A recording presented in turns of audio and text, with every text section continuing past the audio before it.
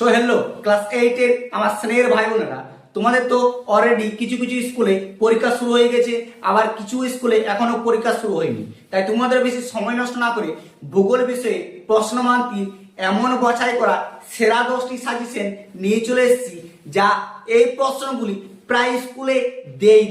তাহলে কোন কোন প্রশ্নগুলি এবছরের জন্য তোমাদের মোস্ট এবং বিশাল গুরুত্বপূর্ণ হতে চলেছে, সেই প্রশ্নগুলি তোমাদের সঙ্গে আজ আলোচনা করব। চলো তাহলে বেশি সময় নষ্ট না করে আজকে সেই সাজেশনগুলি দেখিয়ে দিই।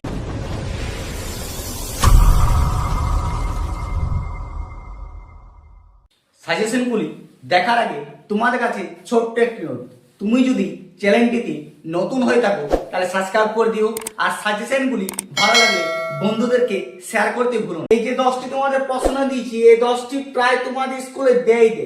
সেই প্রশ্নগুলি প্রথম গুরুত্বপূর্ণ প্রশ্ন হচ্ছে নিরক্ষীয় নিম্নচাপ বলয় সৃষ্টির কারণগুলি আলোচনা করো বা গুরুত্ব লেখো। 2 নম্বর হচ্ছে মারি ডার্লিং অববাহিকার কৃষি উন্নতির কারণগুলি লেখো, মোস্ট এবং গুরুত্বপূর্ণ প্রশ্ন। 3 নম্বর হচ্ছে মৌসুমী জলবায়ু অবস্থান বা বৈশিষ্ট্যগুলি আলোচনা করো। 4 নম্বর প্রশ্নটি অনেক গুরুত্বপূর্ণ। 5 নম্বরটা হচ্ছে তার থেকে বেশি, 5 নম্বর হচ্ছে কি ভূমিকম্পে 3টি কারণ লেখো অথবা শিশির কিভাবে সৃষ্টি হয়। 6 নম্বর হচ্ছে আমাজন নদীর মোহনায় বদ্বীপ সৃষ্টি হয় কেন, মোস্ট ইম্পর্টেন্ট প্রশ্ন, ঠিক আছে। 7 নম্বর হচ্ছে তুন্দ্রা জলবায়ু অঞ্চলে আদিবাসীদের জীবনযাত্রা সংক্ষেপে আলোচনা করো বা লেখো।